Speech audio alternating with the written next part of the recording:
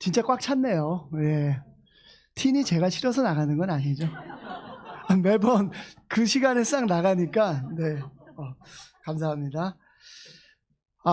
예, 저는 뭐 늘 이야기하지만 예배의 중심은 성찬이라고 생각합니다. 그런 의미에서 우리 재선 형제가 삶을 이렇게 나눠줘서 저도 좀 더 재선 형제를 알게 됐고, 그렇게 좀 거친 삶을 산 분 같지 않아요. 네, 하나님이 도와주신 거겠죠. 네, 하여간 너무 감사합니다. 솔직하게 삶도 나눠주시고 정말 지금의 결심도 나눠주셔서 감사합니다. 지난번 워크숍은 잘 진행을 하셨죠? 네. 저는 그날 막히는 차 안에서 노래 따라 부르다 쉬었던 목이 아직 회복이 안 됐습니다. 김범수 노래는 쉽게 따라하지 않는 게 좋을 것 같습니다. 네. 아무튼 저도 그때 좋은 곳에 초대를 해주셔가지고 말씀도 나누고 교제할 수 있고 그 공간이 너무 또 좋았어요. 예. 그래서 저희 강남교회도 한번 그쪽으로 뭔가를 해보자 이런 이야기를 하려고 합니다. 오늘은 삼손의 믿음이라는 말씀으로 나누고 싶은데요. 부제가 저는 좀 딱 맞다고 생각합니다. 영웅인 듯 영웅 아닌 영웅 같은 영웅 삼손 이야기입니다. 예, 그렇지 않습니까? 좀? 예, 그런 것이 좀 있는 것 같아서 부제를 잡아봤습니다. 오늘 이렇게 혹시 이 가족 중에 처음 보고 계신 이 젊은 청년이 있는데 제가 주중 예배에서 지난번에 한번 그 말씀을 나눌 때 나눴던 그 친구입니다. 저에게 갑자기 교회 다니냐고 물어보면서 일종의 약간의 모욕감을 줬던 지금 강남교회에 나오고 있는데 제가 오늘 일산으로 온다고 하니 집이 또 여기서 강남보다 이쪽이 더 가깝다고 해가지고 오늘 같이 왔습니다. 뭐 같이 인사를 해주시고 하면 좋을 것 같습니다. 네, 말씀을 들어가도록 하겠습니다. 첫 번째 말씀은 히브리서 11장 32절, 33절 말씀입니다.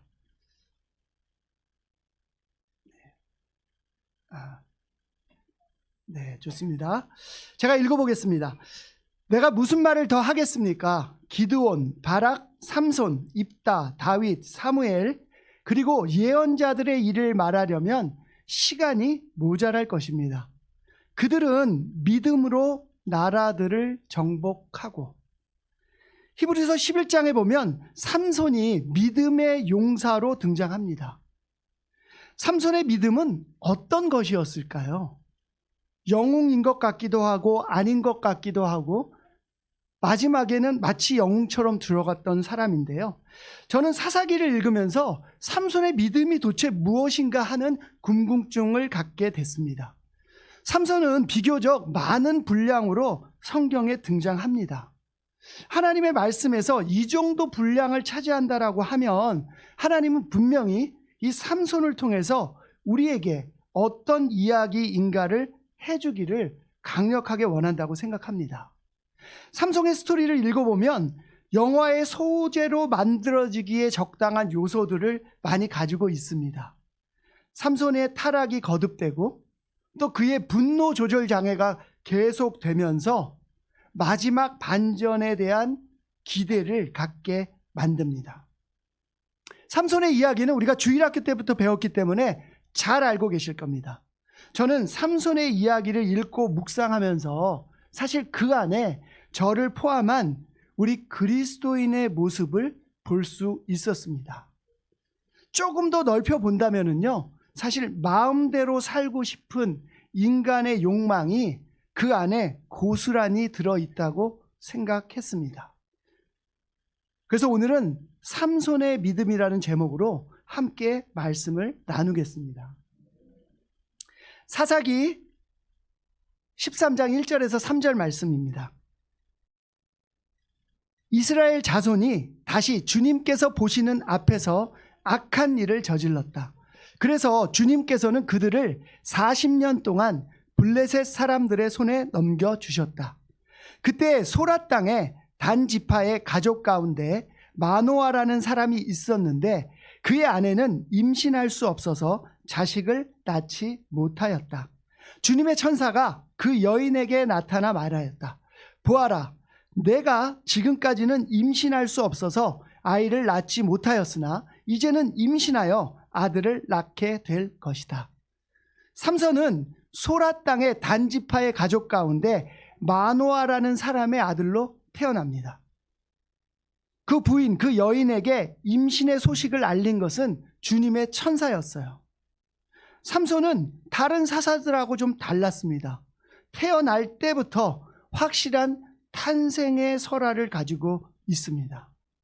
하나님의 계획대로 탄생한 삼손은 나시린으로서 지켜야 할 것이 있었습니다. 나시린이 무엇인지 기억하세요? 하나님께 바쳐진 사람들입니다. 그들은 이 세상을 살면서 금해야 할 것들이 있었습니다. 이런 것이죠. 사사기 13장 4절에서 5절을 보면 이렇습니다. 그러므로 이제부터 조심하여 포도주나 독한 술을 마시지 말아라. 부정한 것은 어떤 것도 먹어서는 안 된다. 내가 임신하여 아들을 낳을 것인데 그 아이의 머리에 면도칼을 대어서는 안 된다. 그 아이는 모태에서부터 이미 하나님께 바쳐진 나실 사람이기 때문이다. 바로 그가 블레셋 사람의 손에서 이스라엘을 구하는 일을 시작할 것이다. 천사가 그 여인에게 이야기합니다. 포도주나 독한 술을 마시지 말아라. 부정한 것은 먹지 말아라. 머리에 면도칼을 대어서는 안 된다. 태어날 아기가 금해야 할 것을 명확하게 설명해 줍니다. 그가 바로 블레셋으로부터 이스라엘 민족을 구원할 삼손이었습니다. 나시린에 대해서 조금 더 한번 이야기를 해보겠습니다. 나시린은요, 민수기 6장에 나와 있는 말씀인데, 나시린의 규정은 하나님이 모세에게 주신 규정이었어요. 사람이 한평생 또는 일정 기간 하나님에게 헌신하기로 하고 특별한 서약을 하는 것을 의미합니다. 민수기 6장을 읽어보면 그 서원의 기간 동안에는 주님의 천사가 삼손의 어머니에게 이야기한 것처럼 이 세 가지 것들은 금하라고 나와 있습니다. 한마디로 나시린은 이렇게 세상과는 구별되는 삶을 살아가야 합니다. 삼손은 그런 운명을 타고난 영웅이었습니다. 우리가 예수님을 뭐라고 부르나요? 나사렛 예수라고 부르잖아요. 예, 물론 이 나사렛은 지명을 의미합니다. 그런데 어떤 사람들에 의하면 이 나시린의 발음과 유사한 것에서 유래됐다는 말도 있습니다. 그런 의미에서 모든 크리스찬은 예수님의 생을 쫓아가는 사람들로서 하나님께 자신을 바치도록 서원했고 또 세상과 구별됨을 산다는 면에서 나시린과 상당히 비슷하다고 할 수 있습니다. 오늘 재선 형제가 성찬에서 자신이 처음 하나님을 만났을 때의 순간, 그때 서약했던 것을 다시 기억해 본다고 이야기를 했습니다. 이 시간 다시 한번 우리가 하나님과 서원했던 그 순간을 기억하시기를 바랍니다.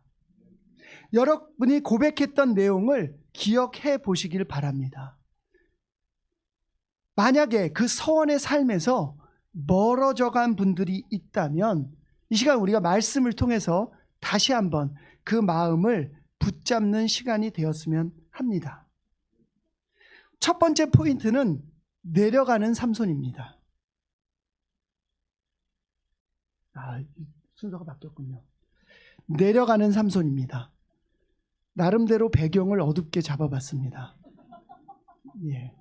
결국 부제로 타협은 타협을 부르는 것이죠. 사사기 14장 1절에서 3절입니다. 삼손이 실제로 내려갑니다. 삼손이 딥나로 내려갔다. 딥나에 있는 어떤 블레셋 처녀를 보았다. 굉장히 심플하게 묘사하고 있어요. 그가 돌아와서 자기 부모에게 말하였다. 내가 딥나에 내려갔다가 블레셋 처녀를 하나 보았습니다. 장가 들고 싶습니다. 주선해 주십시오. 네, 그러자 그의 아버지와 어머니가 그를 타일렀다. 내 친척이나 내 백성의 딸들 가운데는 여자가 없느냐? 왜 너는 할례도 받지 않는 블레셋 사람을 아내로 맞으려고 하느냐? 그래도 삼손은 자기 아버지에게 말하였다. 꼭 그 여자를 색시로 데려와 주십시오. 그 여자는 첫눈에 내 마음에 쏙 들었습니다. 딥나로 내려간 삼손입니다. 사사기를 공부하는 좋은 방법 중에 하나는요, 구약을 공부하는 좋은 방법 중에 하나는 지도와 같이 공부하니까 참 좋더라고요. 제가 이걸 좀 가져왔는데, 삼손이 요 소라라는 땅에서 있다가 요 딥나로 갔다는 겁니다. 근데 정말 내려가는 삼손이에요. 왜냐하면 우리가 보통 이거를, 글쎄요, 이게 내려오는 거 아닙니까? 내려갔대요. 네, 좋습니다. 아무튼 이 지도를 보니까 정말 이 내려갔다는 의미는 삼손의 추락과 타락과 관련이 있어 보입니다. 소라 지방에 살던 삼손은 딥나로 가서 블레셋 처녀를 봅니다. 그리고 부모를 조릅니다. 이스라엘 사람으로서 당연히 이방 여자와 결혼하는 것을 금하는 것은 알았지만 사사시대에는 기준이 무너져 버렸습니다. 부모님의 만류에도 불구하고 그는 자기의 고집대로 블레셋 여인을 부인으로 맞이합니다. 그리고 나서 삼손은 부모와 함께 자기가 마음에 든 여인을 만나러 요 딥나로 갑니다. 그 길에 우리가 아주 잘 아는 삼손의 에피소드가 나옵니다. 무엇입니까? 사자를 찢어 죽이고, 그리고 그 사자의 사체에 담긴 꿀을 자기도 먹고 부모님에게 갖다 마시기까지 합니다. 삼손은 하나님의 뜻에 따라 탄생했지만 마음대로 살았습니다. 나시린으로서 지켜야 할 규율을 아랑곳하지 않았습니다. 그의 삶은 계속해서 내려갑니다. 딥나로 내려갔다고 하지만 그의 삶이 딥나의 여정에서 보면, 그 사건을 보면 그의 삶의 기준이 계속 내려가고 있음을 알 수 있습니다. 그의 삶은 나락으로 가고 있음을 알 수 있습니다. 우리는 삼손의 삶 속에서 배울 필요가 있습니다. 우리는 기준을 낮춰서는 안 됩니다. 우리 삶에서 그리스도인의 기준을 낮추기 시작하면 끝이 없습니다. 바닥으로 떨어지는 것은 순식간의 일입니다. 삼손은 나시린이었지만 술도 먹고 부정한 것도 만지고 나시린이 이래서 되나라고 생각할 정도로 타협과 타협을 거듭했습니다. 그리고 삼손을 잡았던 그 어떤 죄는 삼손에게 있어서 중독의 수준까지 다다르게 합니다. 바로 이것이 우리가 처음부터 기준을 낮추지 않아야 하는 큰 이유입니다. 하지 말아야 하는 것을 알면서 시작하면 그것이 나의 죄성과 맞물려서 그칠 수 없는 중독의 상태가 됩니다. 그것은 정말 무섭습니다. 제가 보건대 이 삼손은 여성에 대해서, 여자에 대해서 그런 상태에 이른 것 같습니다. 사사기 16장 1절 2절인데요. 삼손이 가사에 가서 창녀를 만나 그의 집으로 들어갔다. 삼손이 거기에 왔다는 말을 들은 가사 사람들은 그곳을 에워싸고 밤새도록 성문에 숨어 그를 기다렸다. 그를 죽이려고 생각한 그들은 밤새 가만히 있었다.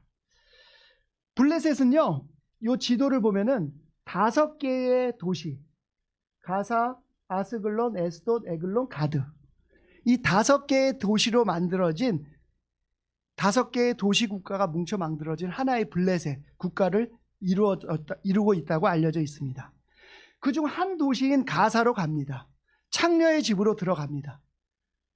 그곳 사람들은 블레셋 사람이기 때문에 그 사람들은 삼손을 죽이려고 계획을 세웁니다.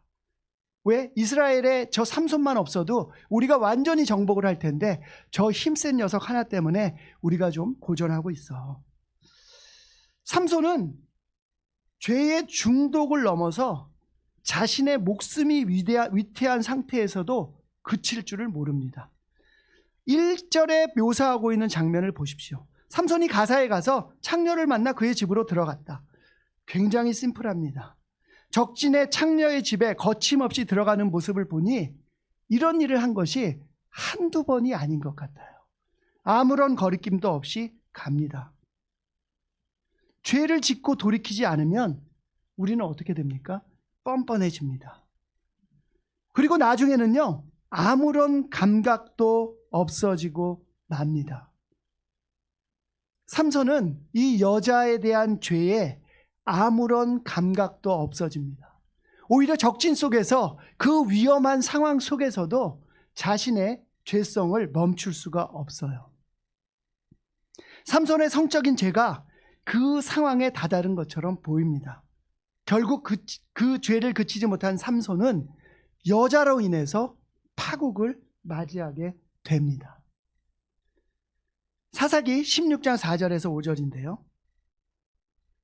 그 뒤에 삼손은 소렉 골짜기에 사는 어떤 여자를 사랑하게 되었는데 그의 이름은 드릴라였다. 블레셋 사람의 통치자들이 그 여자를 찾아와서 말하였다. 당신은 그를 꿰어 그의 엄청난 힘이 어디에서 나오는지, 그리고 우리가 어떻게 하면 그를 잡아 묶어서 꼼짝 못하게 할 수 있는지 알아내시오. 그러면 우리가 각각 당신에게 은 1,100세겔씩 주겠소. 삼손과 드릴라, 많은 영화 감독이 이야기를 모티프로 영화를 만들었던 소재입니다. 그런데 이번에는 좀 다르게 표현하고 있어요. 4절입니다. 그 뒤에 삼손은 소렉 골짜기에 사는 어떤 여자를 사랑하게 되었는데, 처음 삼손의 시작은 뭐였습니까? 내가 딥나에 갔더니 한 여인을 봤습니다. 결혼하겠습니다. 두 번째는요, 아무런 거리낌 없이 가사로 가서 창녀를 만납니다. 세 번째 나오는 여인에 있어서는요, 그를 사랑하게 되었다고 얘기를 하고 있습니다. 앞에 두 여자가 그냥 좋아서 자신의 욕구를 해소하기 위해서라고 한다면, 드릴라에 대해서는 삼손이 사랑하게 되었다고 얘기합니다. 오늘 저는 조금 다른 각도로 이 사랑한다는 표현을 한번 보고 싶습니다. 우리가 죄를 멈추지 않을 때 우리는 중독이 될 수 있습니다. 그런데 어쩌면 이 중독이라고 하는 것은 최후의 수단을 쓰면 그치게 할 수 있을지도 모릅니다. 그런데 지금 이 표현처럼 그것을 넘어서 죄를 사랑하는 수준이 되면은요, 그거는 도저히 어쩔 수 없는 상황에 다다르게 됩니다. 죄의 중독이 하기 싫은데 억지로 하는 거라고 한다면, 죄를 사랑하는 마음은 이제 그 죄 자체에서 떨어질 수 없는 겁니다. 우리는 세상을 사랑할 수 없습니다. 하나님보다 더 사랑하는 것을 앞에 둘 수 없어요. 우리 삶을 다시 한번 돌아봅시다. 내가 세상을 사랑하고 있지는 않나? 근데 그 깊은 곳에서는 죄를 사랑하고 있는 것은 아닐까? 라고 한번 돌아보면 좋겠습니다. 드릴라의 사랑은 진심이 아니었던 것이 분명합니다. 그는 블레셋 5도시의 통치자들, 아까 보여드린 그 5도시국가의 통치자들의 이야기에 홀딱 넘어가 버립니다. 그는 삼손에게 집요하게 요구합니다. 삼손의 힘을 빼는 비결을 알아내기 위해서 집요하게 요구합니다. 사사기 16장 16절에서 18절 말씀입니다. 드릴라가 같은 말로 날마다 끈질기게 졸라대니까 삼손은 마음이 괴로워서 죽을 지경이 되었다. 하는 수 없이 삼손은 그에게 속마음을 다 털어놓으면서 말하였다. 나의 머리는 면도칼을 대어본 적이 없는데 이것은 내가 모태에서부터 하나님께 바쳐진 나실 사람이기 때문이요. 내 머리털을 깎으면 나는 힘을 잃고 약해져서 여느 사람처럼 될 것이요. 드릴라는 삼손이 자기에게 속마음을 다 털어놓은 것을 보고 사람을 보내어 블레셋 사람의 통치자들에게 전하였다. 한 번만 더 올라오십시오. 이번엔 진짜입니다. 삼손이 나에게 속마음을 다 털어놨습니다. 그러자 블레셋 사람의 통치자들이 약속한 돈을 가지고 그 여자에게 올라왔다. 버티고 버티던 삼손은 드릴라의 엄청난 채근에 넘어갑니다. 삼손은 자기의 힘이 머리털에서 나오는 것임을 털어놓습니다. 이로써 삼손은 나실인으로서 금해야 하는 것에 대한 선을 완전히 넘어가 버리게 됩니다. 삼손 정도의 여성 편력이었다면 술은 기본이었을 거예요. 자신이 죽인 사자의 사체에 담긴 꿀을 먹고 부모에게도 먹게 한 것도 기본이었을 겁니다. 그리고 마지막에 끝내는 머리에 삭도를 대지 말아야 하는데 그 비밀을 누설해서 자신의 머리털이 없어지는 재앙을 맞게 됩니다. 우리 그리스도인이 되면서 우리가 했던 고백을 기억하고 계십니까? 예수님은 우리의 주님이라고 고백했습니다. 여러분의 그 고백은 아직도 살아 있나요? 저도 말씀을 준비하면서 제 자신에게 물어봤습니다. 네, 대답은 바로 나왔어요. 그런데 우리의 진심은 말에 있지 않습니다. 우리의 일상 생활에 있습니다. 내가 무엇에 집중하고 있고 내 시간을 어디에 쓰고 있는지가 진짜 내 마음이 있는 곳입니다. 내 서원이 지켜지는 곳입니다. 그래서 저는 다시 이 말씀을 준비하면서 그리스도인답지 않은 저의 일상을 다시 회개하게 되었습니다. 내 마음속에 있는 미움, 시기, 질투, 간신히 붙잡고 있는 예수님과의 끈. 하지만 어떻습니까? 사탄은 집요합니다. 이 드릴라만큼 집요합니다. 끊임없이 우리를 무너뜨리려고 합니다. 이 유혹은요, 죽을 때까지 계속 될 겁니다. 그 어떤 사람도 안전한 곳에 들어왔으니 이제 문제 없습니다 라고 이야기할 수 있는 사람은 없습니다. 버티고 버티던 삼손은 끝내 드릴라의 집요한 요구에 넘어갑니다. 이로써 하나님의 영으로 사사의 일을 수행하던 삼손은 빛을 잃어버리게 됩니다. 사사기 16장 20절 22절 말씀입니다. 그때 드릴라가 삼손, 블레셋 사람들이 들이닥쳤어요 하고 소리쳤다. 삼손은 잠에서 깨어나 내가 이번에도 지난번처럼 뛰쳐나가서 힘을 떨쳐야지 하고 생각하였으나 주님께서 이미 자기를 떠나신 것을 미처 깨닫지 못하였다. 블레셋 사람들은 그를 사로잡아 그의 두 눈을 뽑고 가사로 끌고 내려갔다. 그들은 삼손을 놋사슬로 묶어 감옥에서 연자 맷돌을 돌리게 하였다. 그러나 깎였던 그의 머리털이 다시 자라기 시작하였다. 드디어 주님께서 삼손을 버리십니다. 그는 그가 사랑했던 그 죄로 인해서 파국을 맞이하게 됩니다. 그가 끝내 사랑한다고 생각했던 여인의 배신으로 두 눈까지 뽑히게 됩니다. 삼손의 고통은 그가 자초한 일이기도 했지만 결국에는 하나님이 허락하신 상황이었습니다. 주님의 영은 그를 떠나고 그의 죄의 시작이 되었던 그의 눈이 뽑혀지게 됩니다. 저의 삶도 돌아봐야겠습니다. 여러분도 돌아보시길 바랍니다. 하나님을 따른다고 하면서 죄를 방치할 때, 그리고 끝내 그 죄를 사랑하게 될 때 그 파국은 삼손이 맞은 파국만큼이나 우리에게 무서울 수 있습니다. 지금까지 이 삼손의 이야기를 들으면서 여러분은 삼손의 믿음에 대해서 느낀 바가 있었나요? 대체 이 히브리서 11장에서 얘기하고 있는 믿음의 용사 삼손의 믿음은 무엇이었을까요? 삼손의 믿음 궁금합니다. 사사기 16장 28절에서 30절까지 말씀을 제가 읽겠습니다. 그때 삼손이 주님께 부르짖으며 간구하였다. 주 하나님, 나를 기억하여 주시기를 간절히 바랍니다. 하나님, 이번 한 번만 힘을 주시기를 간절히 바랍니다. 나의 두 눈을 뽑은 블레셋 사람들에게 단번에 원수를 갚게 하여 주십시오. 그런 다음에 삼손은 그 신전을 버티고 있는 가운데의 두 기둥을 하나는 왼손으로 또 하나는 오른손으로 붙잡았다.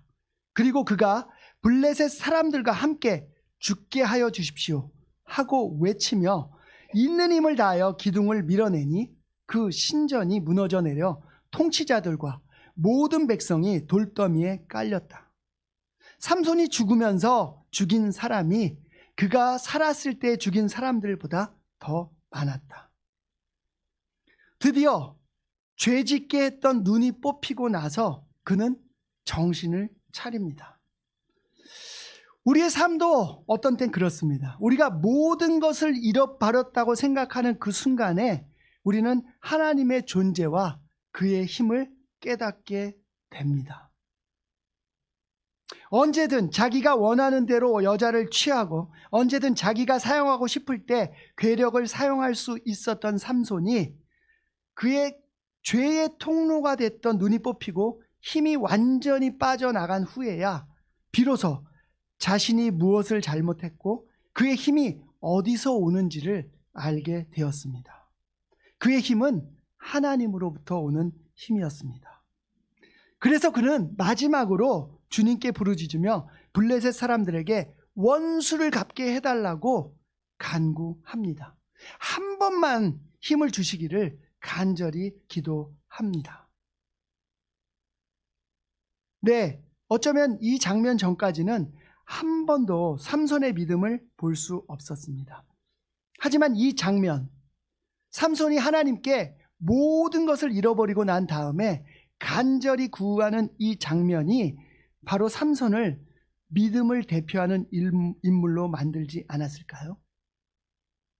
다시 한번 여러분들과 읽어보기를 원합니다. 28절, 28절을 한번 같이 읽어보겠습니다. 그때에 시작. 그때에 삼손이 주님께 부르짖으며 나를 기억하여 주시기를 간절히 바랍니다. 하나님, 이번 한 번만 힘을 주시기를 간절히 바랍니다. 나의 두 눈을 뽑은 블레셋 사람들에게 단번에 원수를 갚게 하여 주십시오. 거기까지요. 삼손의 간절함이 느껴지시나요? 특히 30절에서 블레셋 군과 함께 죽겠다는 말 그대로 사즉생의 각오가 느껴지시나요? 우리가 예수님을 따르는 믿음은 바로 삼손의 이 간절한 자기의 죽음까지 내어놓겠다는 간절한 마음의 믿음이 되어야겠습니다. 나의 인간적인 힘과 기대가 모두 떨어졌을 때 하나님에게 나의 모든 것을 내어 맡기는 것이 바로 이 믿음이 아닐까요? 자기가 목숨을 걸고 구하는 믿음이, 자기의 목숨을 걸고 구하는 믿음이 바로 이 믿음이 아닐까요? 하나님은 정말 은혜로운 분이십니다. 그런 믿음으로 구하는 삼손에게 다시 한번 힘을 주십니다. 이것이 바로 우리가 삼손으로부터 배워야 하는 믿음일 것입니다. 요즘 여러분의 믿음은 어디에 있으세요? 내가 어떤 상태에서도 하나님이 나와 함께 하신다는 믿음이 있습니까? 온전히 그분께 내 삶을 완전히 다 내어 맡기겠다는 믿음이 있습니까? 믿음을 가진 삼손의 마지막은 이스라엘을 괴롭히던 블레셋 사람 몇만 명을 죽이고 죽음을 맞이하게 됩니다. 믿음이 있을 때 우리는 우리의 상상을 뛰어넘는 일을 할 수 있게 된다는 얘기입니다.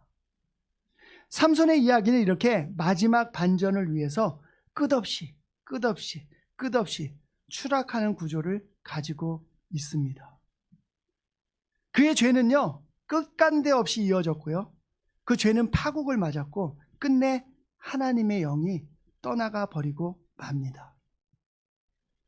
모든 것을 잃어버린 후에야 비로소 그는 죽음을 불사하는 믿음이 무엇인지를 보여주게 됩니다.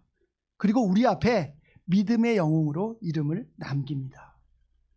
우리 이 삼손의 믿음을 통해서 우리의 믿음을 한번 점검해 봅시다.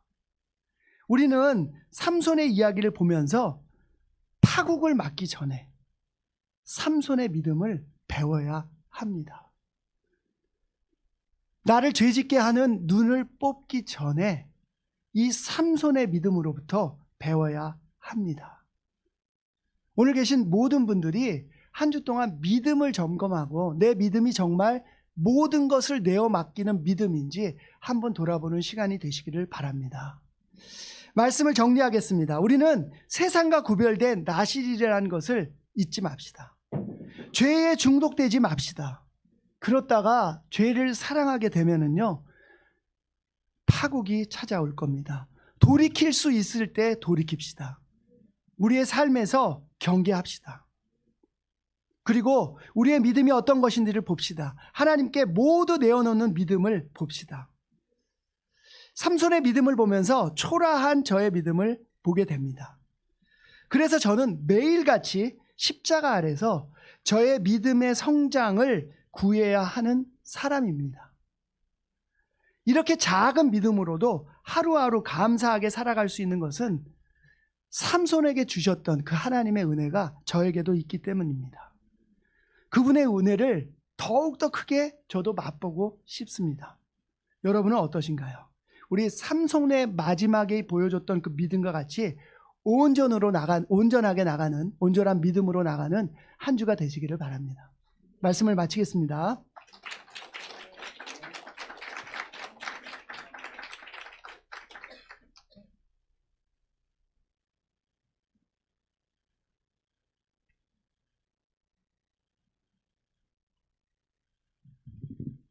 안녕하세요.